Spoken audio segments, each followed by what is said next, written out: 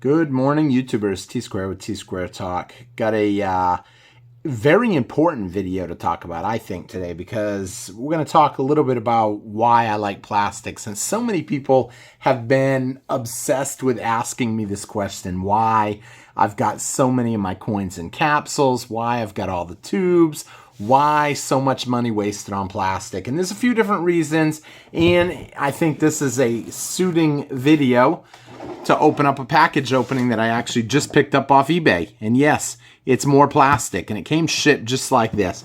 We're going to bust this open. I'm going to tell you guys a little bit about a painful mistake that people that have been following the channel for a long time already know.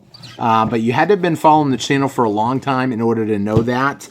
So we're going to jump right in. If you guys enjoy the video, please help me out by hitting that thumbs up button. And if you would, if you are on YouTube today, please check in periodically. I'm going to be putting a lot of shorts up. I'm trying to, my view time actually got plunged at the end of last month. And so I'm trying to recoup that kind of beat down that YouTube kind of gave me.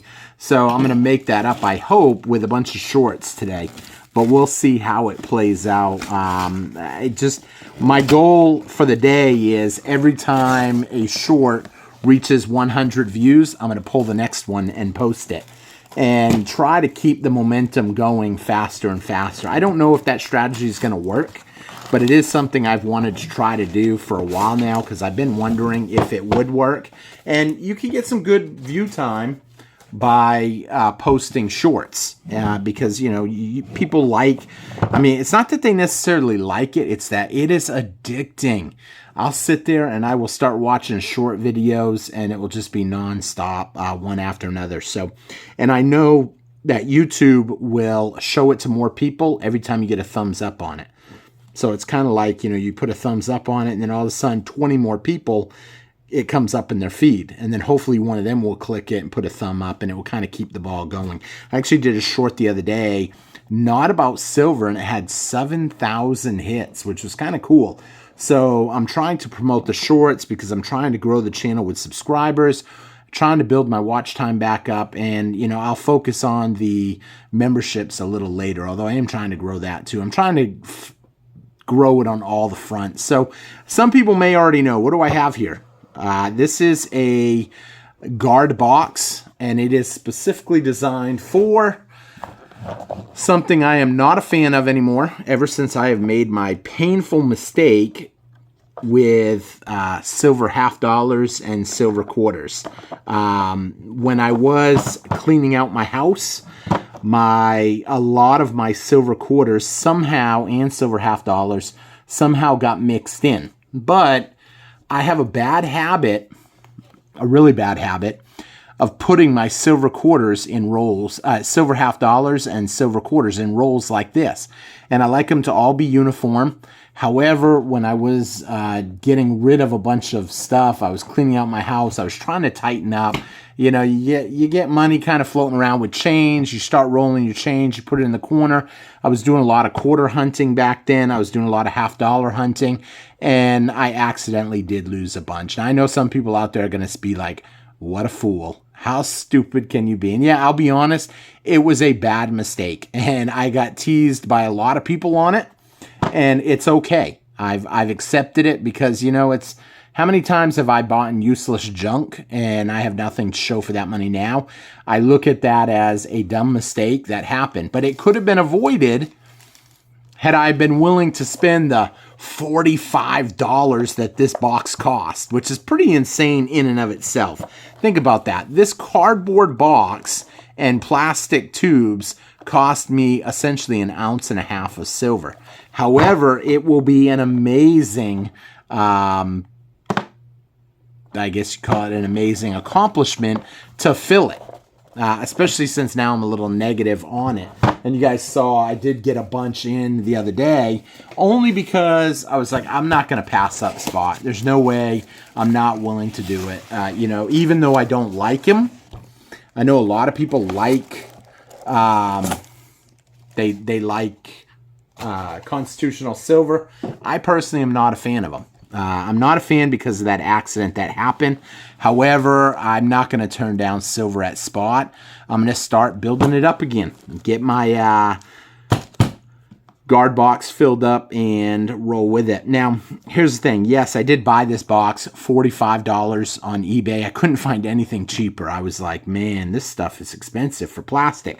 But normally, the stuff you see over here, the capsules, I don't buy that. I don't buy that. The company, one of the companies that I order from, and I order singles, they will always include their singles in capsules. It's a nice thing that they do that I really like about them. And so I always buy from them. And even if I don't really need the coins that they have, I will buy from them just so I can collect 20 of them, put them in one of these tubes over here that you can kind of see in the background like this. Once I accumulate 20, I'll put 20 in a tube like this. I will seal that up, put it away in storage, and then I will save these little tubes and or these little capsules, and then I will put other coins in them that I will take to trade shows, that I'll take to a coin show, that I'll use to trade with people. Nobody wants to get a coin, a nice silver coin, and just all of a sudden you just hand it to them like it's nothing. People, unfortunately, a lot of new people to this type of investment, I guess I can say. I had to think the proper way to call it. They don't view it as investing, unfortunately. They view this as kind of a collectible. Oh, wow, that's so cool. I get told that all the time. Oh, wow, the Statue of Liberty, that's a really nice one. I like that one. I want to get one of them and start a collection. Or they get something like this, and they're like, oh, that's so cool. Happy holidays. I need to get one for my son, daughter, grandmother, I don't know, and start collecting them. Or that's so oh, that's not the one. Or that's so patriotic. I know so-and-so is a big flag person. I am a big flag person. I actually have flags from all over. Almost every ship, I think every ship that I was assigned to, I was able to get a flag off of it. People that knew me, that I was friends with, they had a Maine state flag when they had a destroyer pull into, I think it was a destroyer, pull into Bangor, Maine, and they flew the Maine flag. And when it was all done, the guy that handled the flags for the ship got me the Maine state flag and the newspaper to go with it, and sent it to me. And I thought that was really nice of him. Somebody else was at the capital of Iraq once they took it over and had a flag flowing for me on that. Someone else got me a flag for Afghanistan once they started taking over Afghanistan. Once they had it taken over, they would raise a flag for a day, send out a special piece of paper with it that says this was flown on this day. And that way you'd have a flag, a memorabilia kind of. I've got flags from all the ships I was on. I've even got one from the Texas Capitol that was flown on my birthday, which was kind of nice that somebody had gotten me, and I really like that because I actually wanted to bid on one at an auction, but the lady that was bidding on it was like, don't try to outbid me. You can't outbid me because I'm bidding for a company. And I was like, darn, and I know better. I'm not going to be foolish. So I didn't want to run it up for her and for myself and then, not be able to get it. So, but where am I going with that? A lot of people view this as collectibles, unfortunately. And it doesn't really matter why they get in stacking silver, because stacking silver ultimately could save their lives. If they believe it's a collectible, well, that's fine. It doesn't really matter. At the end, though, this is not a collectible. It may seem like a collectible, and here's the thing. This kind of collectible is not going to plunge in value like other collectibles. I mean, like Beanie Babies, stamps, baseball cards, or whatever else is Hot Wheels, or whatever else is out there. Yes, I understand any of that stuff that plunges in value can go right back up in value. I've seen baseball cards go up and down 3 times in my lifetime, where they were top of the line, expensive, and then all of a sudden they had a baseball strike and nobody wanted anything to do with them. Then they get popular again, and then they overproduce them and nobody wants anything to do with them. Then they get popular again, and then they start coming out with limited edition stuff where there's only one of one or one of 10, and all of a sudden the price just goes through the roof. And then they kind of fizzle off a little bit, and now, I mean, sports cards are extremely hot right now. I've got some friends that are talking to me about cards, and they're like, I wish I had put my whole money, everything I own in baseball cards. But it comes and goes, and you've almost got to be ready for the ups and the downs. With silver, it's almost like it's constant up. And I know some people are going to be like, that's not right to say that. And maybe it's not. But I mean, you think back through history, we had silver at $1. Then we had silver at $5. Then we had silver at $20. We had silver at $50. Then we went down. Yes, we went to 50, back down to 15, and then right back up again. But here's the thing. The spikes that drove it up to 50 were extremely short term. It was not a slow growth. That's why the 30 that we're sitting at right now, I think, well, I'm sorry, the $28.50 that we're sitting at right now, this has been a slow burn. It's a slow climb. And whenever you have something that's slowly climbing, that's not hype. That's not anything bad. That is a slow consolidation with demand becoming more and more over time. And that's why I think silver is going to continue to go up. Now, I'll be honest, if silver went from 15 to 30 overnight, it's probably not going to hold that position. And here's the thing. Soon, when silver goes from $28.50 to $50, $60 overnight, yes, I said it. And by overnight, I mean like in a couple of weeks. You know, a lot of people are going to think, oh, I got to buy in, I got to buy in. That's going to make me a little nervous. That's going to make me a little nervous. That's going to make me actually want to trade some of my silver to pick up some more gold. Because whenever you have something grow too fast, now, there will be some exceptions in that rule. If the banking system is collapsing, then I certainly am not going to mess with my silver because I know what's happening. If the dollar is collapsing, and it is collapsing now, but it's collapsing slowly. Slowly is sustainable. Super fast is not sustainable. That's rash movements. Anytime anybody does anything rash, spontaneous, that's not sustainable. You know, so, but the reason that I wanted to talk too about the plastic, specifically this right here, capsules, it's good to have a certain amount of order to your stack. I've been wanting to do a audit, I guess you can call it, on my collection. Why is it important that you have an audit or that you would kind of know what you got? I'll be honest, I don't know what I got. I just keep picking up stuff. Whenever I get an opportunity, I pick it up. I've got 3 or 4 locations I put my stuff in, and it goes to one of them things, and I don't worry about it. I really don't. I just keep collecting, stacking, investing, whatever you want to call it. And here's the thing. When we do see a jump, and this is something that I always find interesting when I'll ask my son, hey, how much silver you got? He always wants to tell me in a dollar amount. And that's easy to do if the price hasn't moved in a while. But I've told him, I said, look, let's say silver jumps to $50. How are you going to tell me if you don't know how many ounces you got? Just like me, I don't know how many ounces I got.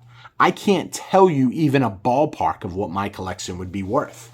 And then panic might set in. You want to know what you got at all times. You want to know where you stand. I think it's important. Do I practice it like I preach it? No, I am bad about it because I don't look at this as real money. I don't look at, I don't look at money as real money. I look at this as real money. This is a savings account. This stuff right here, which I'll be doing a video on pretty soon, this is just paper. It's like gift certificates. It is nothing. I mean, yeah, people accept it, but it's just paper. It's not even real. This is real. This has been money since the beginning of time. And it's going to be money forever, really. A lot of people don't believe that. This is fairly new. This is less than 100 years when you think about it. I mean, you look back 100 years ago, almost everybody that I can think of used metal as money, gold and silver. But some point in the last 100 years, they started taking paper. And they accepted this as money. Now, someone might wonder, why does he have $500 in ones? Because I'm fixing to do a video where I'm going to be hunting serial numbers. And so I ended up picking $500 up in $1 bills. We're going to talk about that in a future video, how if you find the right serial numbers, you could literally trade a dollar bill for an ounce of silver. I mean, some people are going to be like, not possible. It is possible. Let me put it this way. Your son or daughter or loved one is having a birthday, let's say, and you know their birthday is January 1st, 2020, we'll say. I don't know. 2020 is still too close, but we'll say 2010. Your not poor, but your little girl or your little boy is starting to collect money, and you find a dollar bill that says 01/01/2010 on the serial number. You're going to buy it for them. You're going to buy it because that's something you are not going to see. Now, is it hard to find birthday notes? It's fairly difficult from my understanding. I've never really hunted them. But, I mean, anything that starts off with look here, for instance, 2566. There ain't no birthday out of that. 23. That's kind of actually a cool one right there. Darn, looking at that. Too bad that 7 wasn't there. Flop that 7 with a 2, or I'm sorry, flop that 7 with a 3. That would be really nice. But look at that, because then you'd have 2 3 2 3 3 3 2 2. That would be really nice. But I don't want to go through all of them right now because we're going to be going through them and we're going to be looking through them in a future video. But I want to stay on par with the importance of knowing what you have, knowing how much silver you have. I know some people don't like to know. They're like, no, you shouldn't. That's bad to keep a list or whatever. You don't have to keep a list. At least keep an idea in your head how many ounces you got. Wouldn't it be nice if the right deal popped up tomorrow? Let's say you're sitting on, we'll say 100 ounces of silver for a minute. And all of a sudden you see a deal and someone is selling something for $4,000 and you say, hey, I don't have $4,000 in cash, but I got 100 ounces of silver I'll give you. This stuff's going to go up over time. It's a good investment, and it's worth investing in. They might trade it to you. They might trade for that 100 ounces of silver. You don't know. But if you don't know how many ounces of silver you have, you're at a disadvantage. It's like not knowing how much money you have in your bank account or not knowing how much money you have in your wallet. It's important that you know that stuff. And it's important you know how many ounces of silver and gold you have. That way you know when the right opportunity comes up, could you make it work? But that's everybody's going to have a difference of opinion on that. I know someone told me one time, that's why the Germans liked having nice lists of everybody's pew-pews. And maybe that could be said, but here's the thing, that list is for you. And hopefully you're smart enough to not let that list out of your hands. Maybe you'll code it. I don't know. That's an opinion, how to handle that. So with that being said, know how much silver you got. Take care of it. I can tell you from a lot of experience too, an ounce of silver that has not been handled. Maybe it's like this in a capsule, or maybe it's like this in tubes. More people will want to get that from you. More people are going to want that. Less people are going to want junk, beat up rounds. Yeah, I understand. It all has the same value. But that's not what I'm saying. I'm saying to the people out there that collect this stuff, you're basically, if your rounds are beat up and tarnished, handled, half the people that collect are not going to want them. And I know that for a fact. Why?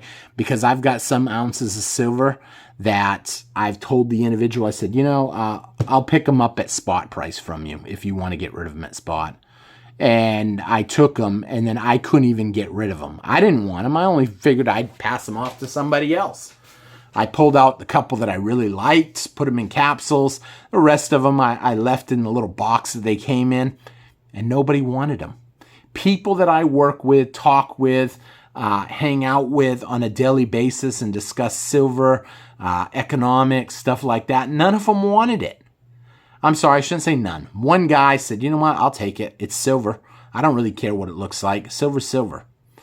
But that should be an example that's going to show you that taking care of your silver is popular. And anybody out there that's saying that they disagree with this, and there will be people that would disagree with it, take a look at your collection. You walk into a coin store and they've got beat up rounds and they're $1 over spot, or they've got some nice fancy ones that look real pretty, they catch your eye, and they're asking $2 over spot. You're going to probably pay the extra buck over spot to get them. And that's why it's important to protect your silver, so when you do go to sell it, despite saying I ain't never selling my silver, you never know what will happen. I've known many of people that said they wouldn't sell their silver and then they sold it when times got tough. They didn't sell all of it, but they sold some. So with that being said, thank you all for watching. I'm going to be working on this box over the weekend. Hopefully, if I go around to all my little stashes, I might be able to get this box full, or at least half full, or we'll see. This ain't even silver. I mean, this ain't even quarters. These ones are dimes. But I already got my dime box. You guys remember when I showed the guard box for the dimes? Now I want to do a guard box for quarters. And then I might do a $50 one, but we'll see. Thank you all for watching. Hope you enjoyed the video. Hit that thumbs up button. Please, once again, if you've made it this long, be sure to subscribe if you're not subscribed, and check out my shorts today. My plan is put a short up every time a short hits 100 views. So 100 views, put another short up. I've got a few already saved up, ready to go, so it's just going to be a matter of post, and see how many views I can get. I'd really like to rack up my view count today. I got to get ahead of the curve. It's the weekend. That's the best opportunity. So thank you all for watching, and I hope you all have a great day. Take care and have a good day. It's a great opportunity out there with silver and gold. Take care. Bye-bye.